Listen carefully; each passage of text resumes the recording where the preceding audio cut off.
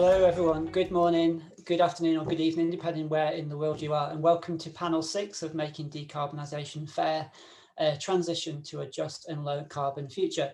The conference is organised by FPRN, the Engager Cost Network, Centre for Environmental and Sustainability Research, and DECO. I'm Graham Sheriff, I'm a researcher at University of Salford and a trustee of FPRN, and I'll introduce our panellists shortly. By way of introduction, I think we have a vantage point in panel 6 now, the last of the panels for this conference, and we have the luxury of looking back. And clearly a major theme of the conference has been how we transition to a just and low carbon future. And we've seen throughout the discussions that energy poverty and decarbonisation are closely linked. While we're overhauling the energy system to decarbonise it, we need to take the opportunity, or arguably moral duty, to eradicate fuel poverty.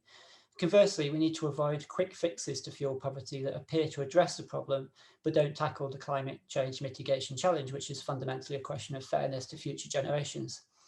Fortunately, there are many things we can do that address both these agendas, and we've heard a lot about these, and one of them was a session focused on retrofit yesterday. But we've also seen that we need to ensure that people don't confuse or conflate the agendas, as they're sometimes false friends.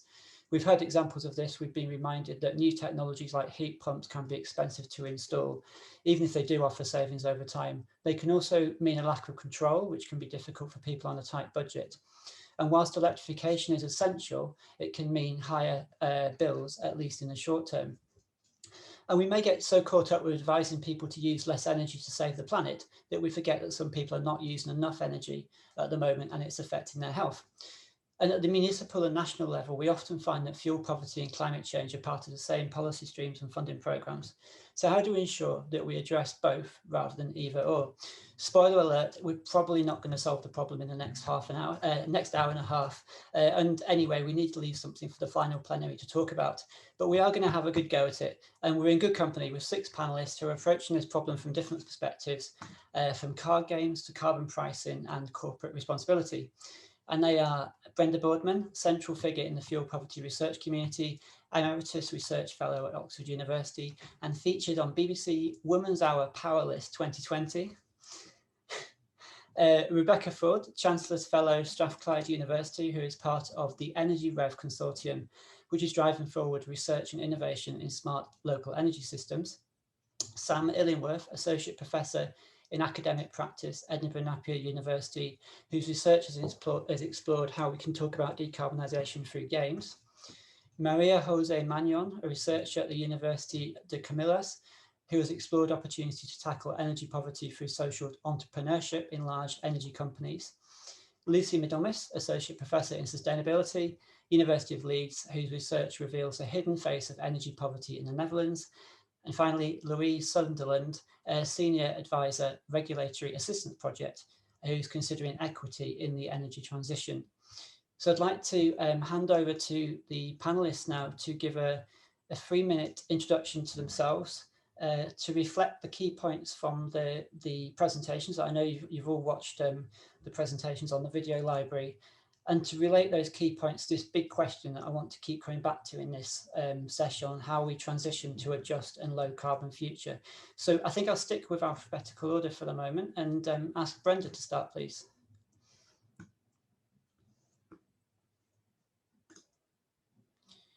Brenda, you're muted, I'm afraid.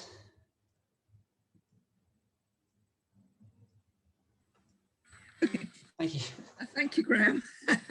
And it's good to be with you all, even if I can't see you all. The issue that I'm tackling is the practical side of delivering good policies. And if you can't get the practical side right, they're not good policies. And I've particularly focused on the privately rented sector, which we're looking at in the UK, and which does pose a whole lot of special problems.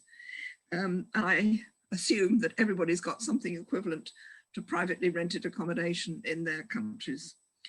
The thing about what our government is proposing is to make the building owner responsible. So the tenant is taken out of the equation in terms of decision making, or primary decision making and expenditure. And secondly, that we're working towards standards. In our case, bands on the energy performance certificate. And we've moved away from the problems of individual members. What I was focusing on, I hope, in my presentation, was that this approach actually requires everything to do with retrofit, requires a degree of honesty and trust in the participants that actually is not always there. So it's making sure that the installers are going to do the work to a good standard, making sure that the landlord is motivated, at least to some degree, towards the tenant rather than just their financial profit. I hope it comes over also that what's really going to be needed is groups like yourselves, many of you, practitioners, agencies, etc., acting as an advocate for the tenant, making sure that what the tenant wants and what is right for the tenant is actually part of the equation. And that's in the standard of work, the way the work is programmed, the extent to which there is some compensation if the work can't be done properly or to a sufficient standard. So there's a lot of advocacy issues, and then these start coming back to protection also and monitoring, which involves the local authority. Has the work been done properly? Can we prevent a rent rise? And et cetera, et cetera. So I hope that's what I'm contributing. Many thanks, Brenda. And Rebecca, I have a horrible feeling I missed you from the introductions earlier. Did I not? I did remember you. I'm sorry. It was Privis you missed. It was Privis you missed. What? You missed Privis. You're making me paranoid now. So I thought it was safer to say that than forget. Anyway, so Rebecca Ford, would you like to speak about your research, please? Yep, thanks so much, Graham. So I want to talk a little bit about the tensions between decarbonisation and justice outcomes and how local action can help address this. And certainly a lot of the changes we've seen to date have had elements of injustice around them. So whether you're looking at, feed-in tariffs and how they have supported uptake of renewables at the same time, widened inequalities, for example, due to limited access to the scheme. I think the changes we're about to see over the next 10, 20, 30 years have the potential to create even more injustice in the system. So really getting into homes with heating changes, efficiency, building stock improvements, what transport looks like, what our jobs will look like in the future. So we've got this kind of push for decarbonisation, but unless it's done effectively, we can really see that there may be huge impacts, not just in terms of how costs and benefits are distributed, but also in terms of how existing inequalities are addressed and how people can be meaningfully engaged in this transition that's going to be really impacting on their lives. And I believe, and some of our work in Energy Web has highlighted, that local energy and local solutions have a very important role to play. And I'm going to just quickly articulate 5 reasons. So the first is that local actors, whether you're talking about local authorities, charities, NGOs, they know their communities, they regularly engage with them, and they can really help to target interventions to where they're needed, support access, support uptake, either individually or collectively. Secondly, this collective point I think is really important. So they can create a hub of collective action that can help look at these low zero carbon solutions that might not be possible when doing things individually or household at a time. And whether you're talking about public transport, heat networks, or other community or local based schemes, collective action can often be more inclusive. I think they can also help us look at the transition more systemically and across the various changes that are needed, and look at starting to build some of the supply chains and industries that can deliver this. So rather than having more sporadic uptake, market-driven solutions or a sporadic uptake of national policies, local and place-based action can support hubs of activity leading to job creation and skill development to deliver that future. Fourthly, bringing things to the local level, you can start to align outcomes, whether that's across net zero, biodiversity, health, mobility, poverty. Seeing these as separate issues will make them compete for resources. Bringing them together in a place can help start to align some of them. And finally, communities and places provide a space where people can meaningfully engage in a dialogue and have a say in what their community's net zero future might look like and what role they can play in delivering it. But it's not without its challenges. So I think we need to think more carefully around local institutions, their resources, their accountability and their capacity. We need to do a better job of joining up the dots across scales from national to neighbourhoods. And we need more meaningful engagement through ongoing participatory and democratic approaches. Thanks, Graham. Thank you, Rebecca. And I should mention we're going to be taking questions about all these points when we've all done our introductions. So please keep the questions coming on the Hoover platform. I'm now completely paranoid about who I did and didn't introduce at the start. So I'm going to hand over to Sam, and you can say a bit about your presentation and your research, please, Sam. Thanks very much, Graham. Delighted to be here. So my work in research really is all about developing dialogue between scientists and non-scientists and making sure that non-scientists are given a voice in the development of scientific research and policy and impact.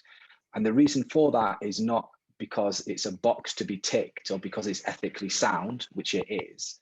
The reason for that is that if we want to solve global interdisciplinary wicked problems, such as fuel poverty, such as decarbonisation, we need to have input from as many different people as possible. And surprise, surprise, it's not just academics that have brilliant ideas. And it's not just academics that are going to be affected by fuel poverty and by decarbonisation. Now, a word that gets bandied around quite a lot is co-creation. Aren't we all co-creating? But I think that this is just a buzzword that isn't actually used in a meaningful sense by a lot of people. And the way that we found co-creation to be most meaningfully established is actually through the creation of games. And by creating games with different publics, what we do is we enable them to come up with suggestions, but we enable them to understand the mechanics behind the processes that we're trying to discuss, to question those mechanics and to suggest alternative mechanics and strategies going forward.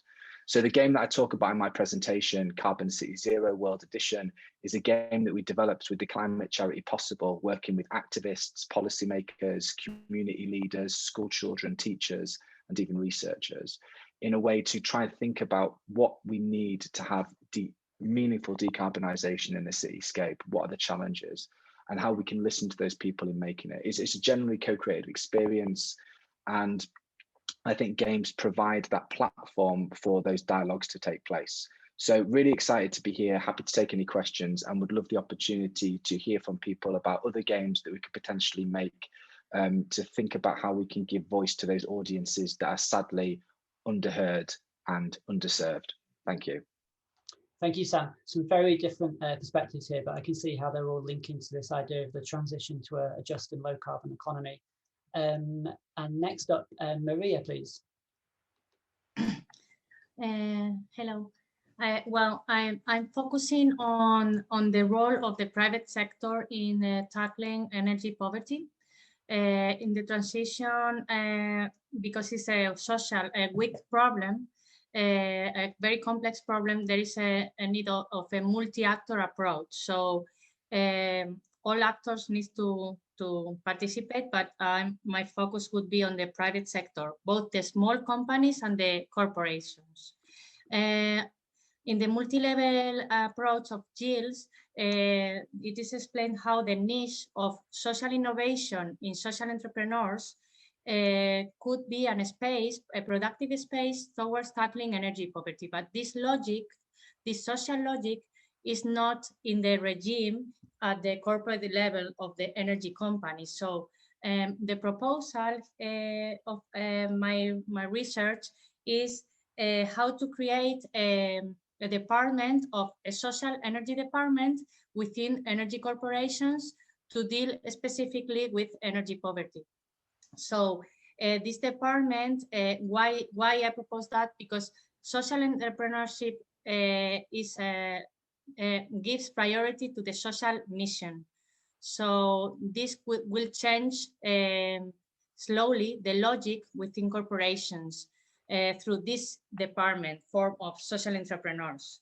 And the second would be that the attributes of the social entrepreneur seems more adequate to deal with the vulnerable customers of the company, because they have power to empower these communities, and they can legitimate the new logics in the corporations, and they also, well, and And this legitimation will come from the energy justice framework that will guide all the decision makings, or should guide all decision makings within the corporations in a transition, in a slow transition at the end of the process. So this is a process that is dynamic because it's based on the perception, and the perception will be acquired.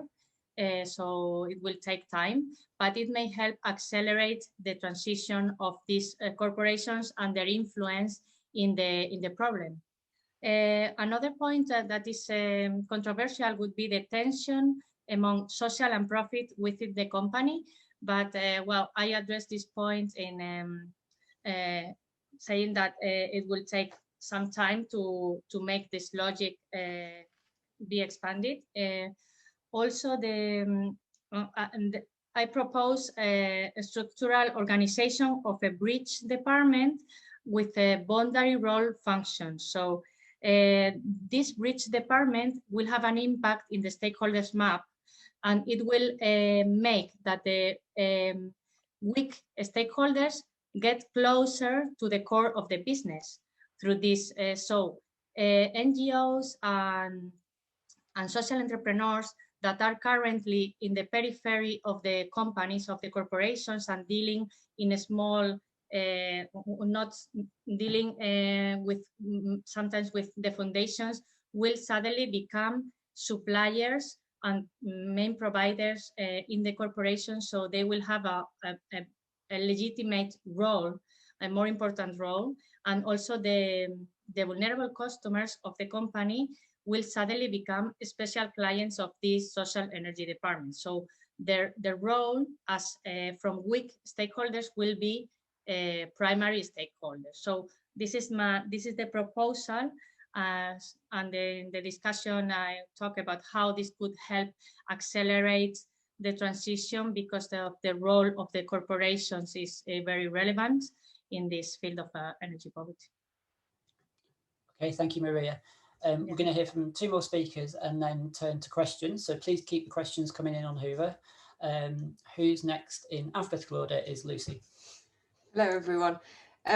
So I'm Lucy Middlemiss. I'm the co-director of the Sustainability Research Institute in Leeds, and also an associate professor in sustainability. And I'd say that my research really sits at this intersection between environmental and social issues. So my first interest in energy poverty started from a sustainability perspective. So I'm very pleased to be here today. The recorded talk I did is about some work I've done with a team of all-round superstars, including the Dutch energy poverty guru, as we call him, Koen Strave, and 3 people who are really familiar to this forum. So Marielle Veenstra, Marlies Hesselman, and Sergio Tirado Herrero. So Koen and I had been talking about the situation in the Netherlands for a few years. It's a country in which there's evidence of energy poverty, but no national policy, despite a growing and creative response at municipal or regional level. As in other similar nations, national government claimed to see no difference between poverty and energy poverty, and this has caused problems for the municipal and regional action, but was also a real challenge for the energy transition. How do you have a successful transition to electric heat, for instance, as they aim to in the Netherlands, without keeping an eye on those who are most likely to be adversely affected? So we ran an Engager event on energy poverty in the Netherlands, which included a multi-stakeholder workshop with international and Dutch academics, practitioners and policymakers. Our workshop made the front page news in Trouw, which is a Dutch broadsheet daily. And from here, and together with the bigger team, we wrote a white paper on energy poverty and the energy transition, which was published in late 2020. This had substantial press coverage and resulted in Koen's employer, TNO, being commissioned by the Dutch government to write a national policy in the Netherlands. So the hope here is this is adopted after the forthcoming election in April. The main argument we made in the white paper is that the Netherlands needs a national policy because failing to address energy poverty and the energy transition is likely to push people further into energy poverty and potentially to create opposition to environmental policy. This plays well in a nation that has a strong commitment to the energy transition. In addition, we argue that national coordination is needed to support local action. So we recommend a broad definition and measurement of energy poverty, which again works for a government that previously denied this was a problem. So we're not insisting strongly on a distinction between poverty and energy poverty. Instead, we're sort of showing how intertwined these are. While we argue that specific policies need to be created to address energy poverty, we also show that this is an experience that needs to be taken into account across multiple government departments. So we suggest a systemic and holistic approach. So I think this is a nice example of an instance in which there's a possibility for the energy poverty agenda to be raised because of the climate agenda, and then to take such a systemic approach in order to be attempting to tackle multiple agendas at once. Thank you. Thank you, Lucy. And finally, but only because it's alphabetical order, is Louise. Hi, thanks very much. Well, really difficult to follow all of those brilliant presentations and have something new to say. So I'm the non-academic on the panel, so I hope I can live up to Sam's expectation that there are good ideas coming from outside of academia. So I'm interested really in the policy, the regulatory and the market decisions that affect how the costs and the benefits of the transition are shared. Obviously, a transition is an opportunity, but as Rebecca identified, there's real risks in there for getting it massively wrong. So it bears really close scrutiny on each and every one of these points. So it's a huge subject, too much for 3 minutes, too much for the 10-minute video that we did as well. But to briefly give you some headlines, we look at how we share the costs and the costs of the energy transition, and there's a lot of detail there. But at a macro level, whether we share those increasingly large costs through costs on consumption or through raising money through income taxation really matters. If we are passing costs on to bills, for example, the cost of our energy infrastructure naturally pass on to our energy bills. Whether we pass those costs on per customer, equally between customers or equally between kilowatts, really matters. And there is also a lot of more detail around cross-subsidization of costs between energy user classes, so between industry and household energy users, for example. All of these things, they're very detailed, but they really matter. But just an equitable sharing of costs will only get us so far. We have some deep inequities within our energy systems already, and it's really important then, therefore, that we look at the really big benefits of the energy transition, and we really make sure that we can make sure low-income households are benefiting from these first and not last. So it is important to say that the transition, will benefit everyone, and clearly there's some excellent examples of transition policies, so energy efficiency policies I'm thinking of particularly here, where the benefits that accrue to everyone outweigh the costs shared by everyone. So there's a nice study from an energy efficiency program in Vermont that looked at the value of the savings created by an energy efficiency program and the value of the savings in terms of the avoided future generation, the avoided line losses, the avoided extra capacity that the energy system would have needed to create if those energy savings hadn't been made. And actually the future costs outweighed the cost of the program. So it's a program that delivers good for everyone. But very clearly in that program, it was a program of subsidies for energy efficiency measures. There were some clear winners, and they were, unfortunately, and this is a trend across Europe of our energy efficiency programs, they were the higher income households who can afford to contribute to the cost of the measures. The program was looking for cost-effective energy savings and cost-effective carbon savings, as so many of our programs are. So I think we shouldn't underestimate what an about turn it will require to focus our programs now on addressing low-income energy efficiency, heating decarbonisation first rather than last, because it's just not the way that we've structured programs to date. And I think, therefore, Brenda's point as well about minimum performance standards, regulations that require our housing stock to reach a minimum performance standard are so very important, because they really do, I think, enable us to start this first, not last approach. So I think just to finish on a risk and an opportunity, so a really big risk I see coming that I worry a lot about is getting off fossil gas. Once again, a lot of our electrification programs, our heat pump programs, support electrification for higher income households. I do worry about a time where low income households are disproportionately left on fossil gas. At the moment, fossil gas is a cheap heating fuel. It will not stay that way. Carbon pricing will raise the cost of gas. As we leave a smaller number of consumers paying for the redundant gas infrastructure, their costs of the infrastructure will go up. Those costs are shared between fewer and fewer people. So this point about urgency and timing becomes so important, I think, when we think about fuel switching away from gas. So that's the risk. The opportunity that I do see is in electrification. I think we have to work very hard to make electrification cost effective, as Lucy said, in operational costs. One of the opportunities I see in electrification is that when we use electricity, the time of the day and the season that we use it is almost as important as how much we use, which is obviously the big shift from gas. We can't store electricity in the same way that we have stored gas in the past. So I think that does open up really big opportunities to think about how we value this time of use and the mechanisms we design. Bear in mind, we are designing those mechanisms to pay households to value that time of use, could be designed to benefit low-income households. And I'm thinking very simply that low-income households do tend to have flatter load profiles. So they use less electricity at peak times when it is most critical and it's most expensive. So let's think about designing our new tariffs and our new mechanisms to actually value that in and support that kind of automatically as one of the ways that we can reduce the cost of decarbonisation and operational costs for low-income households. Thank you, Louise. That's fascinating.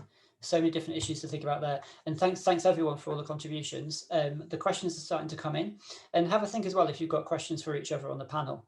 But let's start with, well, there's a comment from, and apologies in advance for mispronunciations here, I'll do my best, Amparo Marino, who would like to thank Maria for offering a view of cooperation among business actors beyond conflict.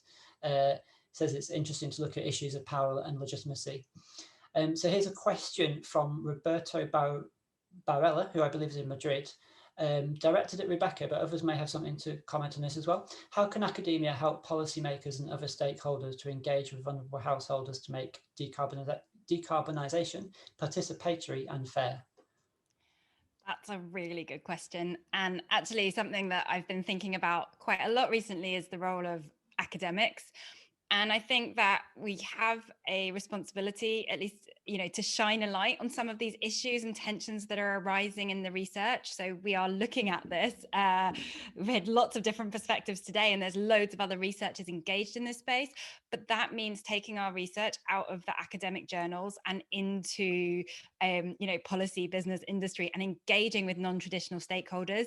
And that's not easy, and we're not always rewarded for that. So I feel like sometimes you just have to go above and beyond because you're passionate, but I believe that is completely necessary. And I do think that academics can play a very nice impartial role in bringing together different stakeholders to create some of these collaborative approaches. In the UK, we've seen some interesting mechanisms. So looking, for example, at the Citizens Assembly, that was a national level initiative, but many areas are looking at citizens' juries and similar endeavours.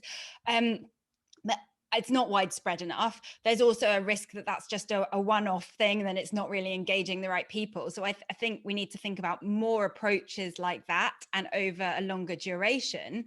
But as the question reflected, it's not just policymakers, there are other stakeholders. And I think a challenge that I see still in projects, so when I look at the Prospering from the Energy Revolution projects that Energy Web is working with, the language in that there, from the funders all the way through to the businesses delivering them, views people as customers. So they are looking at designing new solutions, often kind of the concept of justice, or maybe not quite the full concept of justice, but addressing inequalities and addressing fuel poverty is embedded in the solutions, but they're still not looking at these people as co-creators of what that could look like. They're still not bringing that kind of voice up. So I think, again, there's an opportunity for us to really engage outside of our academic space and really highlight some of the benefits and processes by which this change could come about. Thank you, Rebecca. Would anyone else like to add to that pick up on that question. Lucy. Sorry, I'm always going to say yes because I've always got something to say, but so you don't always pick on me. I think that one of the things I've found really powerful in engaging with well, just to pick up on the last point, I suppose, that Rebecca made, which is about people being looked at as customers. I think one of the powerful ways to do that is through the lived experience research, because if you're telling someone's story, suddenly they don't look like a customer anymore because you tell the detail of their story. And I've done this in all sorts of fora, and people are quite sometimes a bit shocked that you're telling the story of one person, because you, as an academic, you're almost supposed to be talking about numbers and the kind of general picture. But I think talking about one particular case or person can be really helpful as a way of kind of bringing to life all these numbers that you know can feel quite impersonal and not particularly real in a lived way. And Brenda. I totally endorse what Lucy said just then about individual examples, case studies. Don't get bullied into thinking that a case study is irrelevant because it's one. It could be indicative of a whole group, and it usually is. And I just wanted to say, from my own background, I've always been part campaigner and part academic. And I've always said that the academic part of me makes me a more accurate campaigner, and the campaigning part of me makes me more of an emotional and heartfelt academic. So I like doing both. Thanks. That's a very good way of putting it. Anyone else on this issue? I guess I wanted to raise that with Maria, actually, the idea of customers. I mean, I guess to energy companies, that's what people are, or is that something that can be challenged within the energy company culture?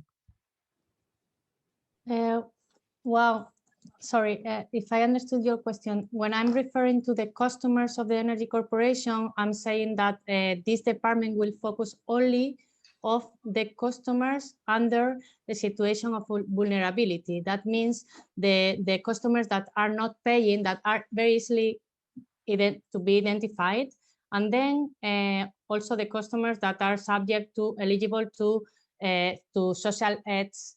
So that will help the identification of those customers. So this will allow the focus into them. And then when you identify them, you can deal with them specifically, person by person, and see which are the specific problems and address different activities.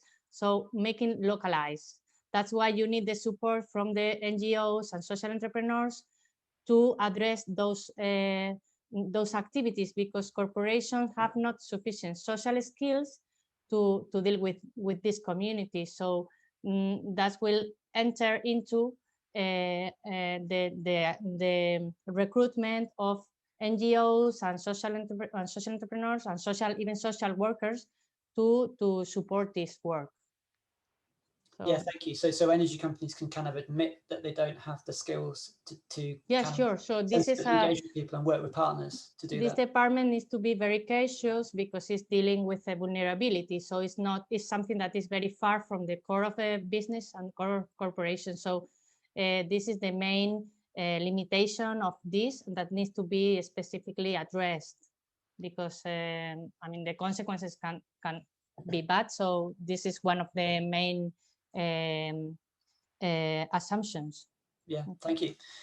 So we're going to move on to another question, which is from Simge Gunay, who is in Istanbul, and he's directing this at Lucy. What do you think about the role of income inequality within the context of a just energy transition? It's a really good question. I think it's probably really central, actually.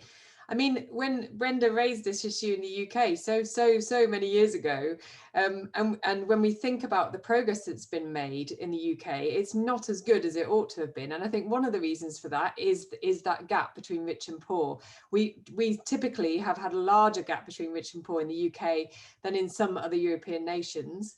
And then in the Netherlands, the gap between rich and poor is smaller than in the UK, but there's also perhaps associated with that a tradition of looking after poorer people in a kind of more holistic way than we do in the UK. So and to give another example, in Denmark and the Netherlands and countries in the north of Europe, there tend to be many more much more social housing.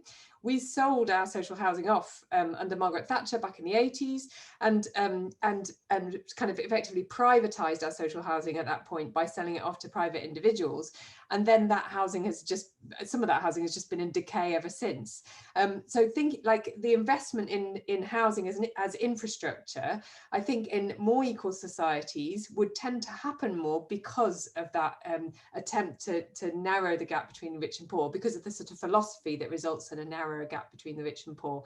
So in Denmark, at the same time as we were selling off our housing stock, they were introducing a law which said that all landlords had to invest 10% of the income that they got from their rent of housing back into housing, and that law still exists. So you can imagine how different the outcomes are. It means that now their housing is twice as efficient as ours, roughly. Haven't got the exact numbers to hand, but I think that urge towards equality in different countries results in very, very different outcomes. So I think one of the reasons that UK, well, we do all the research on, we do loads of research on energy poverty and we talk about it a lot, I think we haven't made as much progress because of that inequality. Thank you, Lucy. Yeah, that international and country comparison is really important, isn't it? That the state of housing, the way we deal with housing inequalities is so different in different countries. Louise, I wonder if I could pass this on to you. You mentioned something that I thought was quite interesting, was the idea of people are able to act on price, was be able to respond to price signals. Does that relate to income inequalities? Yeah, of course it does. I mean, obviously the most important sort of lens, one of the most important lenses of looking at the state of energy poverty is income, but obviously as we look at a transitional situation, then increasingly what is important is people's ability to adapt. And you know, so many of our policies, I think, particularly there's a huge interest in Europe at the moment with carbon pricing, with the price in the ETS, in the existing emissions trading scheme on the prices carbon in our electricity, price of that going up to all-time highs, and in conversations about introducing prices on heating fuels and transport fuels. And the theory there obviously is that, you know, if you price it right, then people will respond. But of course, for low-income households, that pricing, there is no ability to respond to that price other than to further ration. And that, I think, really has to be a message we keep saying at the center of these carbon pricing policies. They are, you know, logical and rational, especially when you look at in Europe, you know, electricity and gas prices are, you know, there's a ×3 difference. In the UK, that's ×5. So there are reasons, I think, to try and incorporate the kind of externalities of the pollution that pollution pricing achieves. But for low-income houses, this is so very different. And this is why I think across all policies, I think markets are particularly bad at this, but you know, there is no kind of standard consumer. There is no, which is going back to the last question about customers, you know, there is no kind of classic customer that responds rationally. And we need to have a much more diverse understanding of who we're talking about, and that obviously needs to focus most on the situation today of low-income households, but also their abilities to do the things that we want them to do to decarbonize. So yes, I think, you know, that focus is absolutely essential. Thank you. And before we move on to another question, which I think is directed at Brenda, would anyone else like to come in on this point? Yes, Rebecca. Yeah, so I just wanted to add to the conversation. So I think the points raised are absolutely brilliant, but just looking at this and how it's going to play out over time as we decarbonize, and how we're going to see jobs shift and that income inequality potentially even widen further. And I think when we look at what jobs are being shrunk and what the jobs that are developing, you know, right now when we look at fossil fuel jobs, a lot of those have unionizations, and the shift away may not see those same sort of protections for workers. They may not see the same sort of career pathways and progressions and skills development. And so I just think, to add to this, already very, very challenging issue, we need to look at how that's going to play out over time as our industries and economies change, and people get squeezed, and what can be done to protect that and ensure that these income inequalities don't widen further. Thank you, Rebecca. The next question, please do keep the questions coming, and specifically, it's great if you can direct them at specific presenters, but also think about the bigger topics that we can kind of all tackle together. This one's from John Rowlatt, who's in Nottingham, and he asks, if we need to get our whole housing stock up to a minimum defined standards, what current research has been done on the owner-occupied sector being engaged to upgrade, and do you feel there's a real requirement for regulation to enforce action on this potentially more privileged and profligate rather energy using group?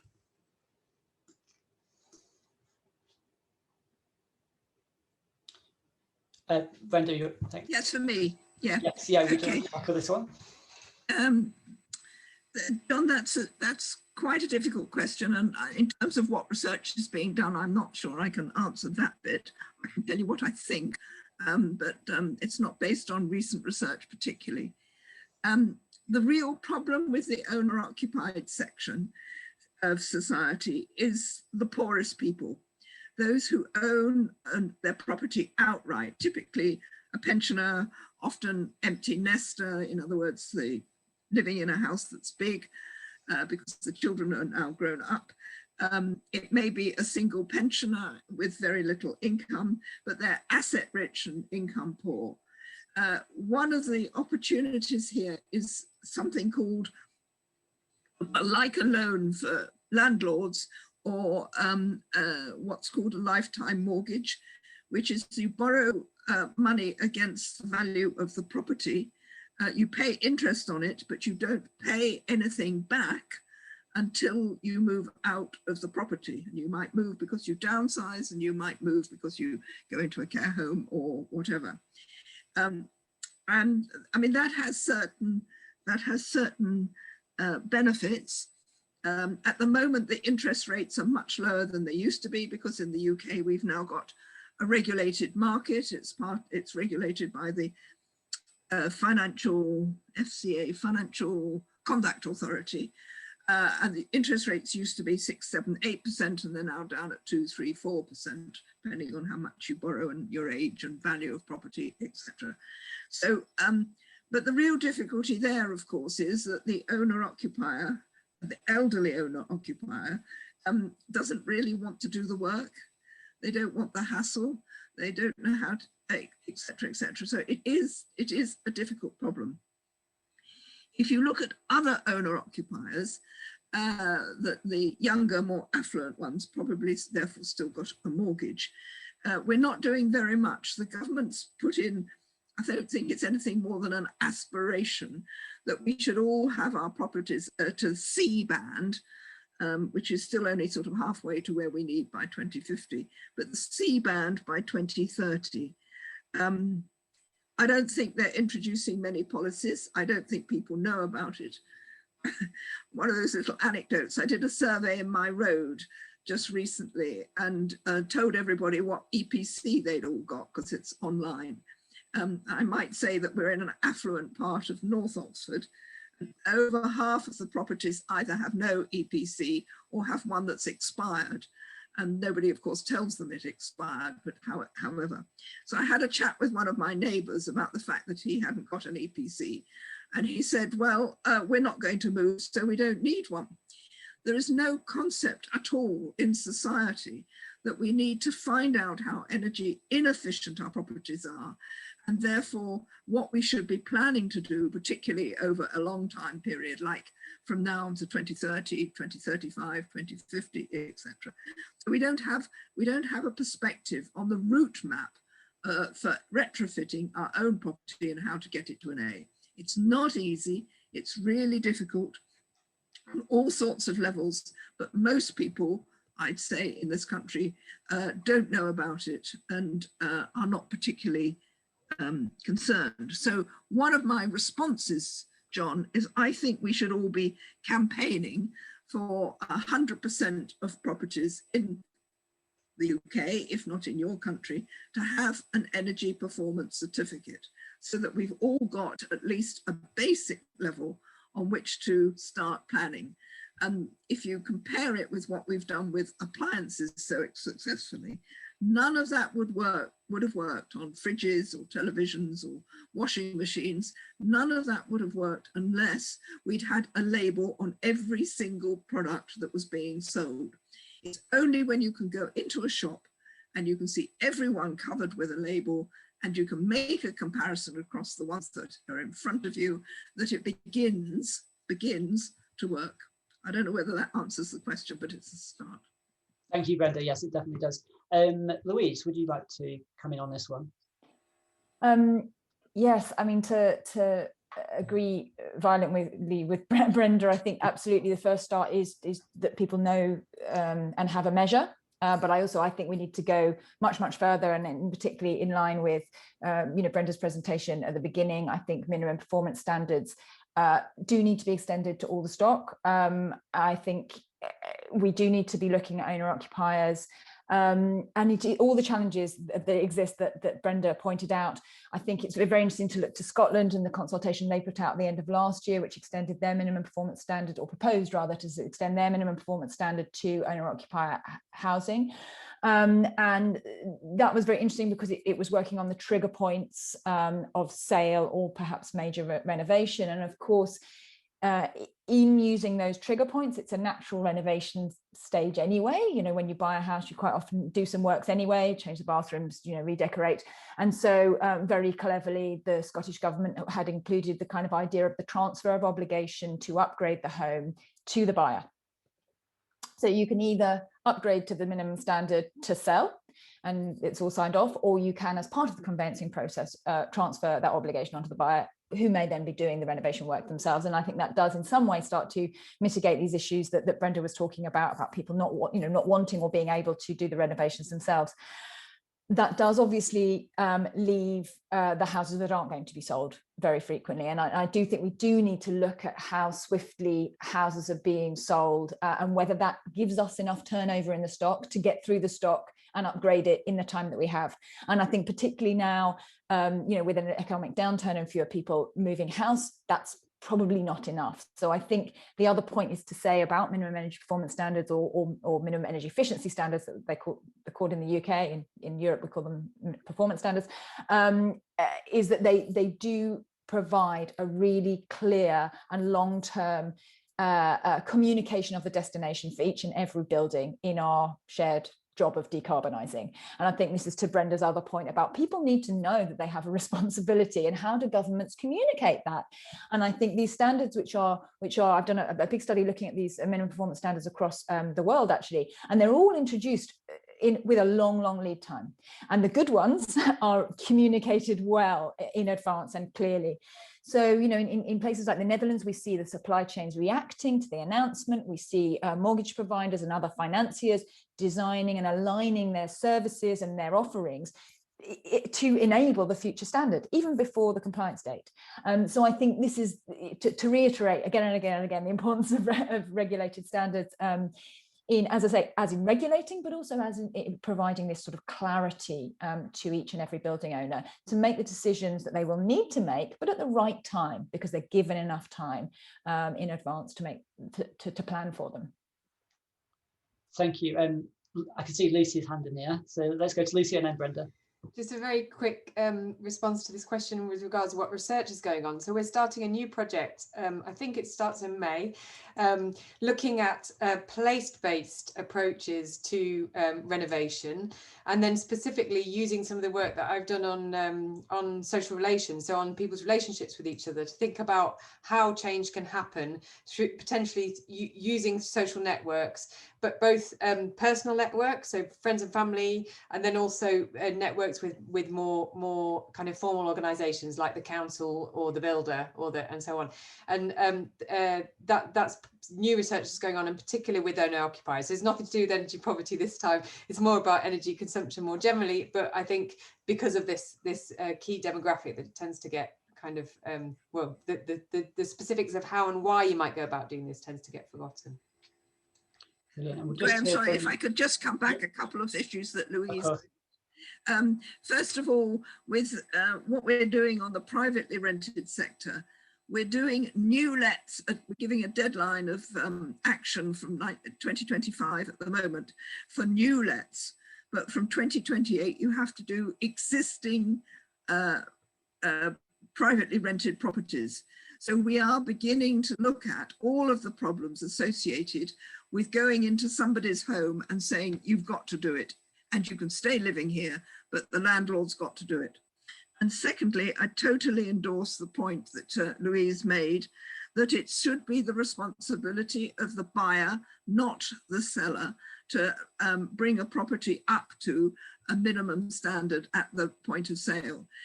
If it was the person living there, they might, and maybe it's because your mum's died and you've got the property, so you live somewhere else in the country, and you've suddenly got the obligation of bringing this property up to a standard.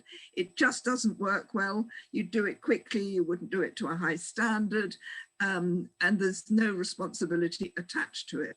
Whereas if it's the buyer that has to bring up the standard of the property, A, they will have negotiated a reduction in the property's value. B, it means that they've got sort of 4, 5, 6 years in which they can do DIY, do it all at once, do it in 6 stages, whatever. So I think it's a buyer's responsibility. I think that's good. Thanks. Thank you, Brenda.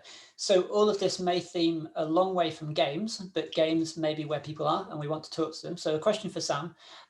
Since the engagement, and this is from Caroline Porto Valenta in Australia, since the engagement with the energy market seems to be very low everywhere and across energy poor and non-energy poor, do you think the gamification of the energy market could be a solution to certain groups of households to engage with the market?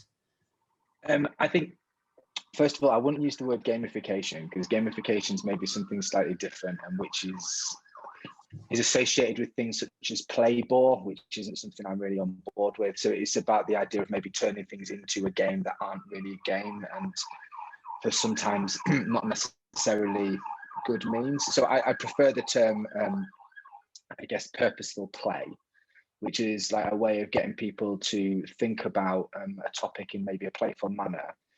But I think the reason why card games and analog games in particular are very effective is that there's such a low barrier to entry. Like, you know, you can effectively make your own with some pens and paper.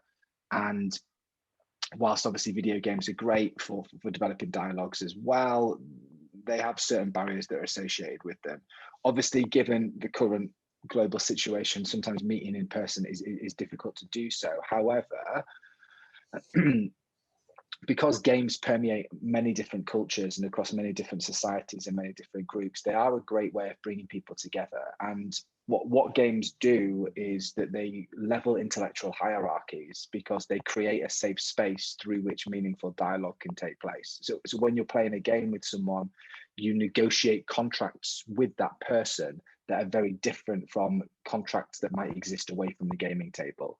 So if we're playing Monopoly, for example, which is a good example, it's perfectly okay for me to want to bankrupt Brenda, Maria, Lucy, Louise, and you, Graham, as well as Rebecca, which is behavior that's morally repugnant away from the gaming table. However, because we're negotiating those contracts, it means that we can then start to have conversations that we might not have away from the gaming table. It also means that people that we might engage with in a different way because of perceived hierarchies of intellect can take place in a more meaningful way. So games are a really great way of bringing together diverse communities and starting to have difficult conversations about topics that people maybe aren't discussing. I'd say the one caveat with that is you need to be very socially and culturally aware when you're using games in certain societies, because certain cultures and certain communities, you wouldn't want to use dice games, for example, or necessarily card games, as there's an association with gambling that might not be appropriate. But certainly what we found is that playing games is a really great way of engendering these dialogues, but really making games is an even more powerful way to give voice to those people who might find it difficult to speak away from the gaming table. Thanks, Sam. And I thought it was interesting in your presentation where you made the point the distinction between collaborative games and competitive games. Is it possible to choose one and say which is more appropriate for this challenge? That's a really good question. I mean, and I'll just speak on that briefly as well, because I talked very early in my introduction about how you shouldn't just get people involved because it's a box ticking exercise. And, you know, when we developed this game, the first iteration, we made it as this competitive game to become the world's first carbon zero city, to kind of mirror that, you know, playful competition that is happening in the real world. And then loads of different community members that we played the game with, once it was made, said to us, my colleague Paul Wake and I, why is this game not competitive? And so why is it not collaborative? Why is it competitive? And we didn't actually have an answer to that question, because it was a really good point. So we just went back and remade the game with them. And in doing so, we actually made a game that was better, like not just for starting dialogue, just a better game. And if we hadn't listened to those communities in a meaningful way and just written it off as a box ticking exercise, we wouldn't have actually improved the end product that we had. You can make games collaborative and competitive. I think it very much depends on what you want to do. Like, one of the big benefits of a collaborative game is that if you're playing with people who have maybe a low level of gaming literacy, you can bring people on board so that if they're not necessarily au fait with relatively complex games, they can be upskilled quite quickly. And certainly something there that I've learned painfully is, you know, I play a lot of games myself, so I have quite a high level of gaming literacy. I'm not smart, I just have played a lot of games. And as an expert in science communication, I'm quite au fait at realizing that sometimes my science literacy is quite high. I need to be very careful of using scientific jargon. But it's the same when we're playing a game. Like, it's inappropriate to assume that people who've never played games before, or maybe have only played Monopoly or Risk or Gin Rummy, are going to be able to take on board a really complex game that I might play over a 3, 4, 5 hour session. So again, it's really listening to the needs and experiences of our communities and the groups that we're working with to ensure that this tool and this process is something that can diversify and be inclusive, rather than alienating or snobbish in some degree. Thank you. Yeah, it's fascinating, isn't it, to think about the different approaches to this. Rebecca?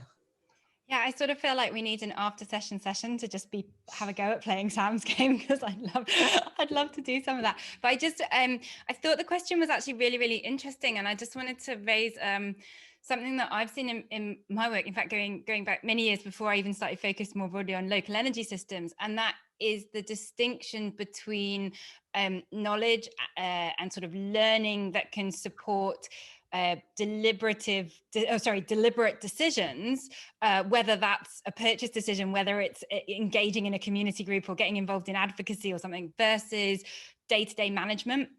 And I think I have concerns over the kind of gamification as opposed to games around getting people more engaged in markets and management, just because I think that while the concepts that Sam was talking about are really great at being more inclusive and bringing people on board, other approaches could end up excluding people for structural reasons, whether that's because of a lack of competencies or skills, or whether that's due to simply lack of time, or whatever it is. So I thought that that's a really important distinction, and I just wanted to raise it. And now I see that I've sparked something off here with Sam and Lucy both wanting to get in.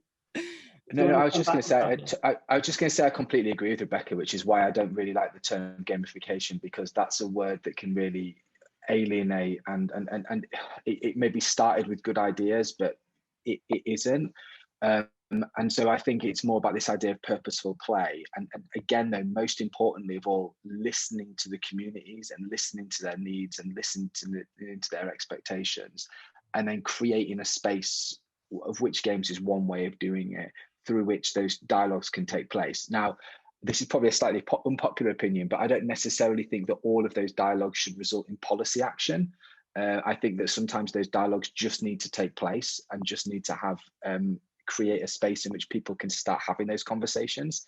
And unfortunately, a lot of public engagement, if we look at the Lord Stern report, for example, seems to be public engagement has to end in meaningful policy. And I don't think that's at all the case. Sometimes it's just necessary for us to have these conversations so that people who are hugely affected by these problems, which are often the people that are contributing the least towards them, are aware at least that they're going on as well. Lucy. Yeah, I just wanted to say that the market is a game, and it's a game that has rules that many people in energy poverty aren't able to play with, or I don't think it's not understanding, actually. I think it's just they're not actually following the same rules.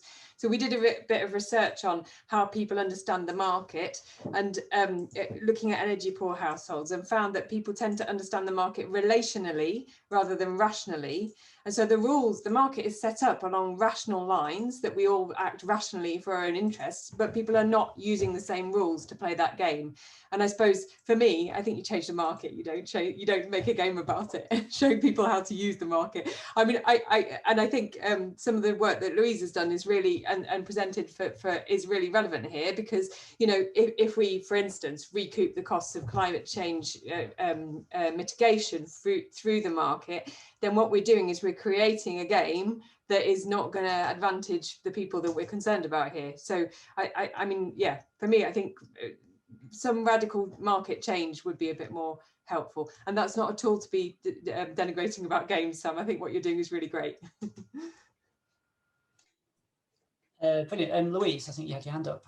Yeah, just to comment in on that, I could not agree more with this final point that we made the markets. You know, if there's anyone to blame, it's us. This is not something innate or, you know, from nature.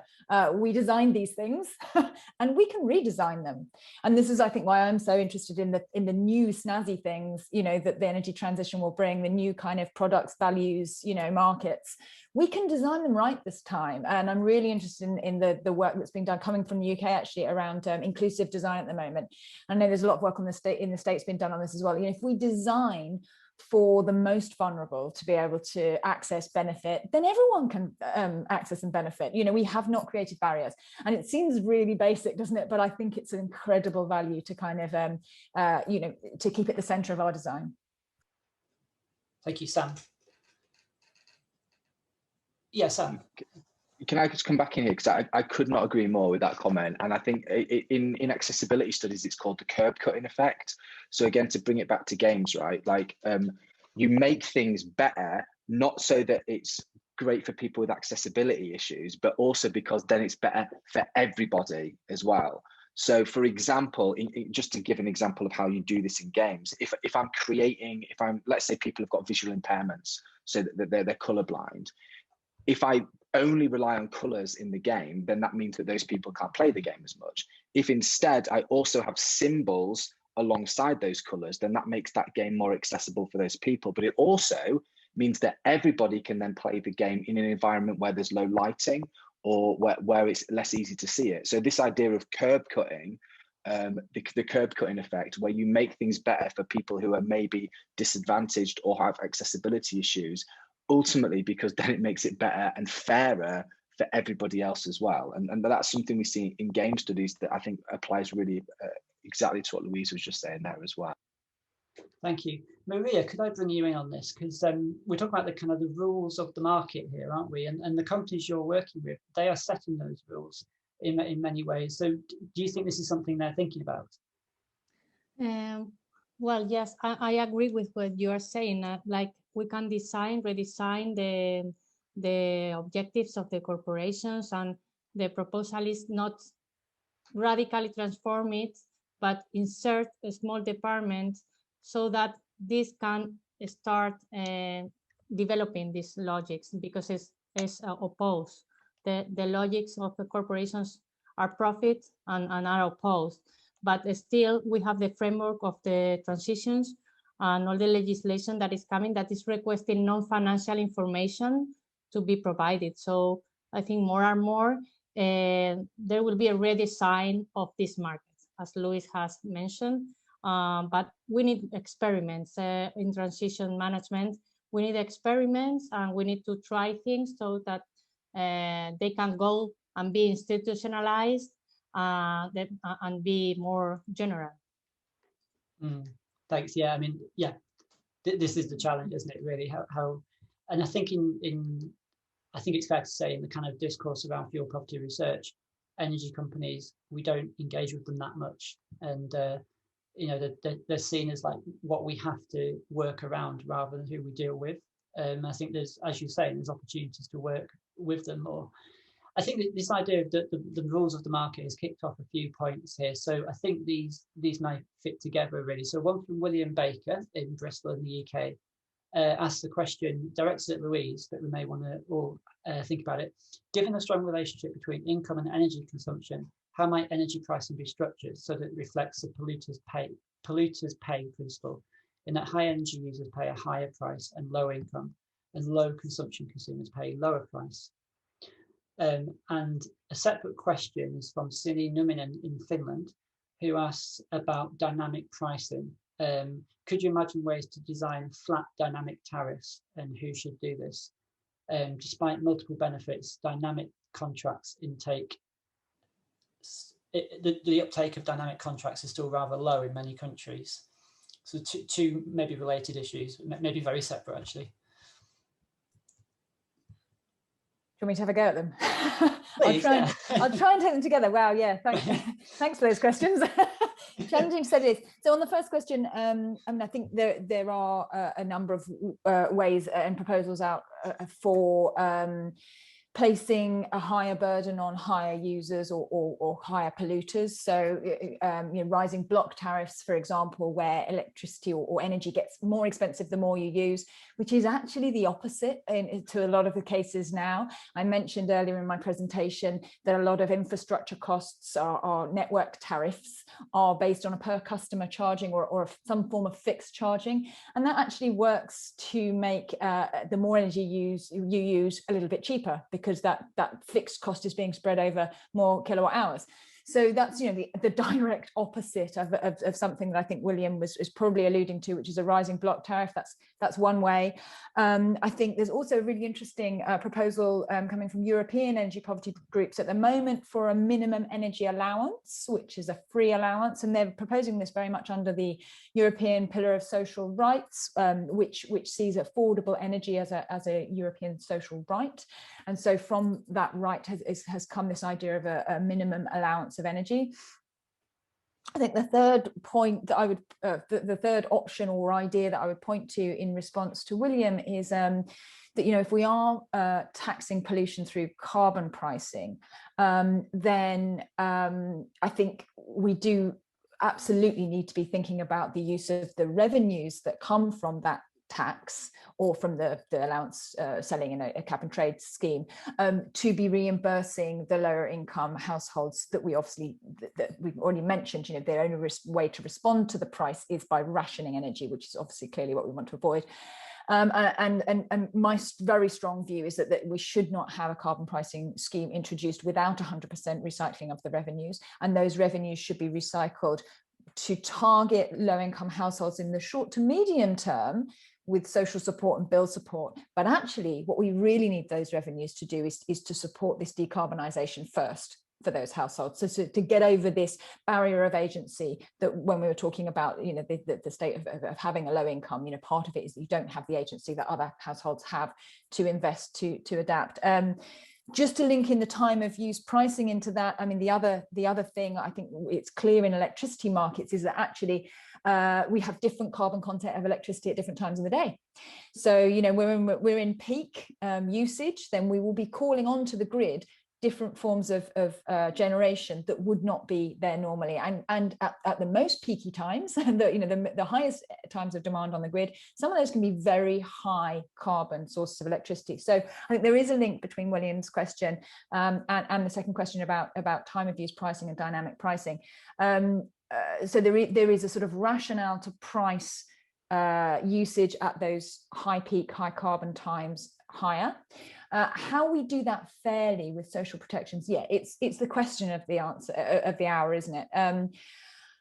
I saw a really interesting study. It's quite old now, but it was looking at an evaluation of I think 10 different US states low income time of use pricing, and it found that actually between 65 and 80% of low income households, when moved onto a dynamic tariff, were just better off anyway, because they had this, they did no behavior change, they did no change of time of use in response to the tariff, but because they had these lower, flatter load profiles, they were just better suited to these tariffs. So I think that's very important to kind of recognize that some of the early adopters for these tariffs, low-income households might not be the early adopters to the tariffs, but they could be benefiting quite naturally without making big changes in their lifestyles. On the other hand, you had that 20 to 35% of people who may have not benefited. And of course, we need the protections there. The other thing I would just say about dynamic tariffs and time of use, demand response from a household point of view, I think increasingly we aren't talking about people going around their house switching things off.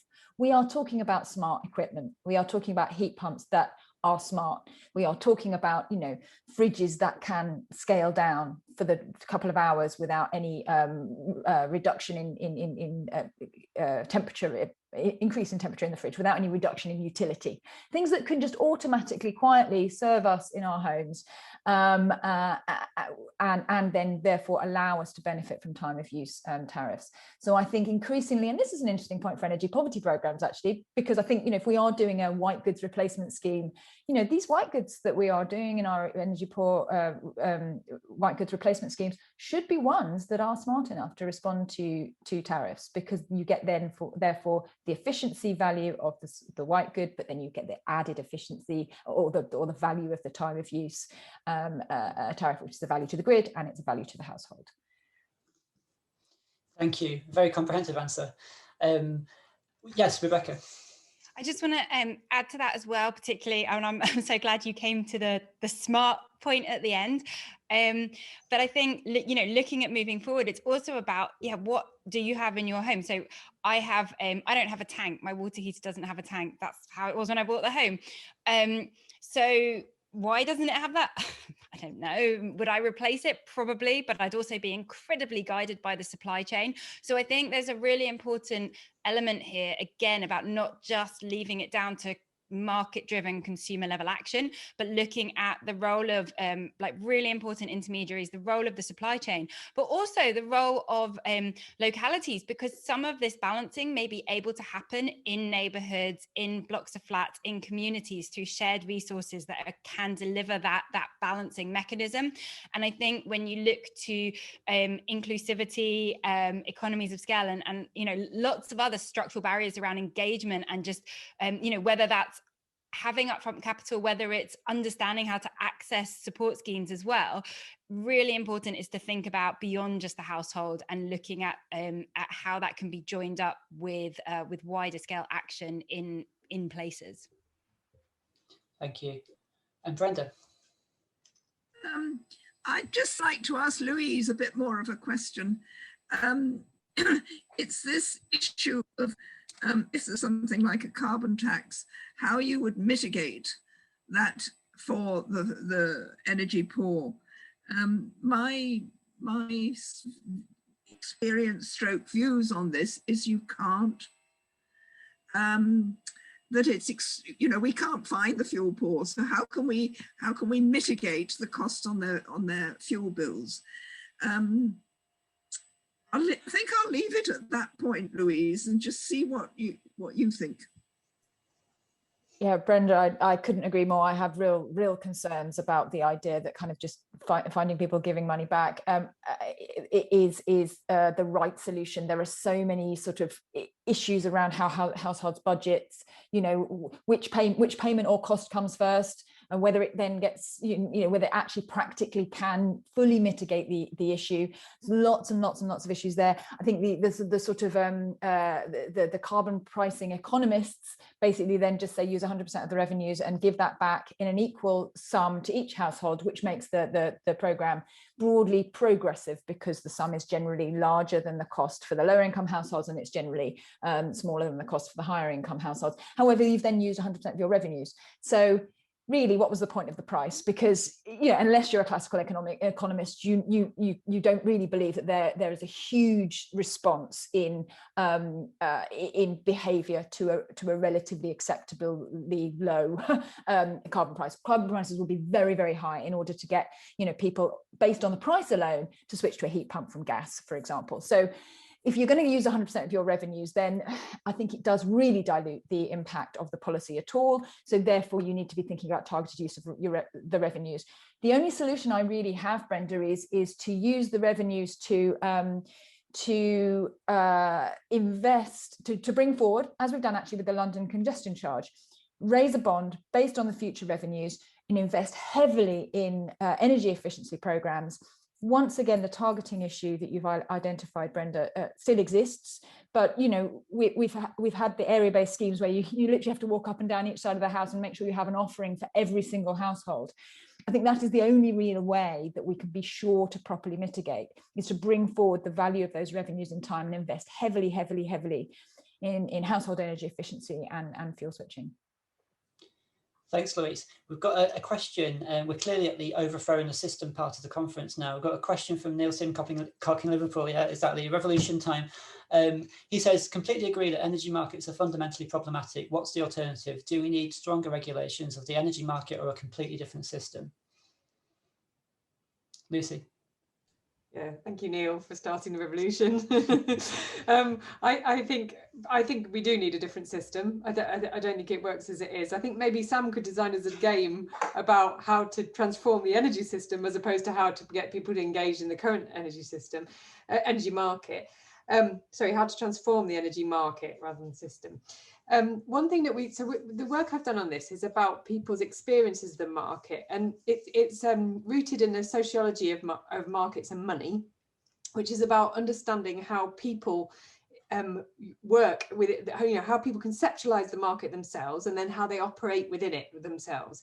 And I think it's quite interesting to use those insights in thinking about how we might design markets differently. So when I said that people act relationally as opposed to rationally within markets, there are all sorts of relationships that people have that have an impact on what they do. So it could be that, you know, my sister uses this company and she's recommended them to me. My daughter sets up my direct debits, right, which is really common for people who are worried about using the internet. But it could also be, well, you know, British Gas, they've always done right by me. When I was experiencing this, they sent me this, you know, they sent me the warm homes discount, or you know, that feeling of that you're being gifted by energy companies. So that relational approach to the market is operating out there. That is what you know, in some households that's what the market is. So it is different things in different places, and I think part of the problem is that we govern it as if it's a rational market, whereas people act within it completely not as if it's a rational market. And so thinking about that gap would be a good place to start our revolution. Would anyone else like to talk about the revolution? Rebecca. Yep. So I would also just say that I feel like quite often we hear, you know, we need to put people at the heart of the energy system, but fundamentally markets have been established according to a set of rules to achieve a set of objectives, which do not put people at the heart of it. They put a lot of other things at the heart of it. And so I feel like I completely agree. And I would also just say, I think it's important for us to think about what those objectives are, what our markets need to be doing and need to be delivering, and then actually write that into the market design. And I know that that's not easy. That's a really big ask because, you know, we struggle with defining what we mean through terms like energy poverty. I have no idea how to define energy justice across its many different aspects, or to come up with something concrete that could be optimized against. And that's thinking about those kind of two things alone. And we haven't even talked about other issues around sort of health and biodiversity and other factors that we might want to incorporate as well. So I think we need markets that are probably a lot more complex, that actually deliver against these very, very important set of priorities that are not built into current market mechanisms. Thank you. And Brenda? Yeah, I really dislike the liberalised market. If you're going to be offered a discount to switch to supplier B from supplier A, who do you think is actually paying your discount? In reality, it is not the shareholders. In reality, it is those loyal consumers that Lucy and Rebecca were just talking about, those people who never switch, those people who say British Gas has always been kind to me, etc. So what we're doing is we're getting the most loyal, the poorest people, least switching, paying for those of us that are internet savvy, better off, and switching. So I don't see how, in reality, when we designed the market, we could have expected anything else. That's not to say those of us that were in fuel poverty at the time fully understood what was going to happen. I remember having debates about it and not being able to work out what the implications are, but it is now crystal clear to me the liberalised market is not good for the fuel poor. Thanks. Well, that's Louise, I was going to say that's a good note to end the kind of discussion on. But I'd like to invite people to kind of wrap up a bit, and we've got 10 minutes left, so maybe just like a minute or two each, well, literally a minute or two each, and to think about future directions for research in particular, and how research can have an impact. I don't mean just academic research, but how research can have an impact. Louise had a hand up, so would you like to go first? I think kind of 1 minute each would be perfect.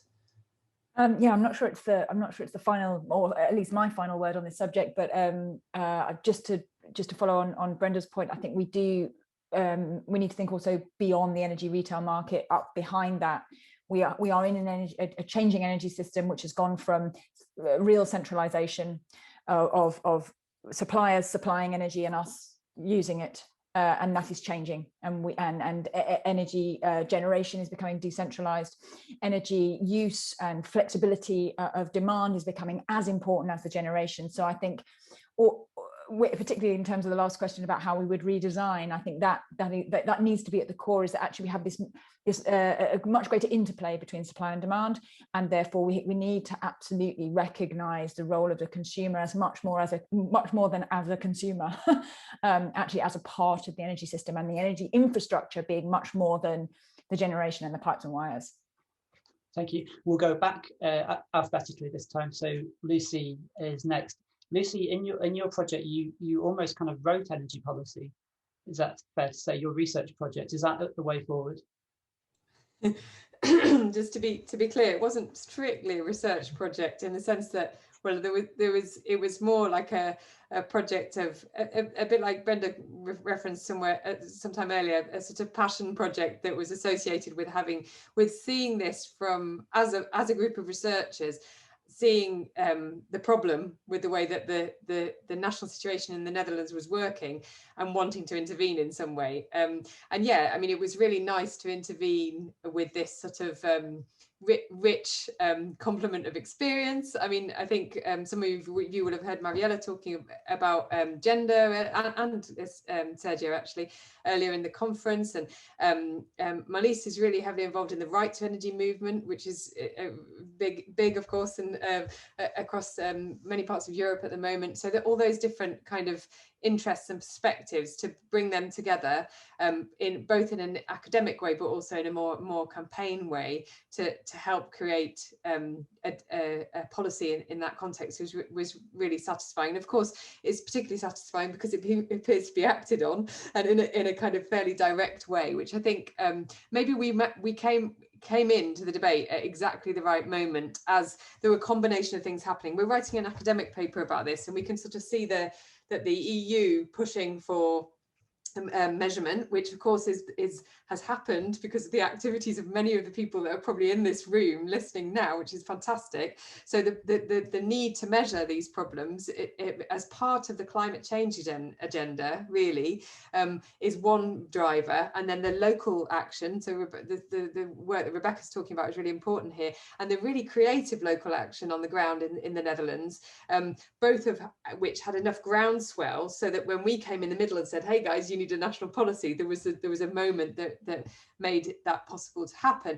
And I think, I mean, maybe the lesson we can learn from that is, particularly in those nations that are taking climate change very seriously in the way that I think the Netherlands is, there is an opportunity here. There's an opportunity, I think, to really kind of blend and sew the energy poverty agenda into that climate change agenda. I mean, I think we're the ones that know what will happen to households at a disadvantage as we go into the transition to a low carbon economy. And I think our knowledge and understanding, having worked on this issue, is really important to feed into that. So I think there's a sort of yes, we had this sort of very lucky moment in Dutch politics, but at the same time, I think also there's room to be kind of perhaps both academically and in a more campaigning sense to be linking these agendas much more explicitly in the future. Brilliant. Yeah, it's great to hear when it can work out like that.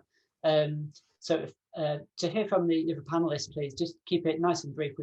Hoover actually shuts us down at 1 o'clock automatically, so we literally chucked out of the room. So no pressure though. Maria, would you like to say anything? Yes, very quickly. I see that in the transition, we would need less profit and more social thinking in the energy system. So if we focus on less profits, I'm not saying to come back to the monopolies or state-owned, but having something in the middle that will maybe help the transition to go just. Yeah, I can see that's very important. Thank you. And Sam? Yeah, sorry, so very quickly, just to speak on, I guess, what really got raised by Lucy there. I think that one of the things that is really important, and Lucy said you could use games to do this, and maybe, but what's really important is just revealing those mechanisms to everybody so that everybody can see the mechanisms that are being used to make the decisions on their behalf. And yes, games are one way of doing that, but research that enables people to see clarity rather than a black box would be really, really important in this debate going forward. Thank you. Yeah, a lot of it is, yeah, just revealing what's going on behind the scenes and helping people understand that. Rebecca? Thanks. So I think there's a couple of fundamental things about research. So moving away from research that takes years to come to light or stays hidden or embedded in disciplinary silos, as well as stop hiding things that don't work. Like what can we learn from stuff that doesn't work, particularly thinking about demonstration projects. But more fundamentally, I think we need to acknowledge different forms of knowledge, particularly local knowledge. And we need to start to see research as a tool to engage and bring people along, whether that's policymakers or the general public, to create these paradigm shifts about how people at all walks of life think about energy. Thank you. And Brenda, you've got the last word. Yes, thanks very much. I think the thing that's brought us all together is an emphasis on seeing the energy poor, the individual, the householder, as central to many of these discussions. And what's needed from the community out there is a better advocacy role, particularly if you're dealing with the landlord or a utility or a problem that's with your fuel bills or whatever. And one of the things we really don't know about, and governments are hopeless at funding, is the cost of that advocacy. Is it going to take 1 hour, 2 hours, 50 hours to talk to somebody and show them how to help, mainly with energy efficiency improvements? But if you've got to involve the landlord, etc., who's putting up that money? Nobody at the moment. Thank you. Well, thank you everyone. For the panelists, it's been a lively discussion. I very much enjoyed it. I hope it's been useful for you and for everyone watching. Thanks very much for the questions that kept us going. And I think we're closing there. See you for the next plenary at 1:15.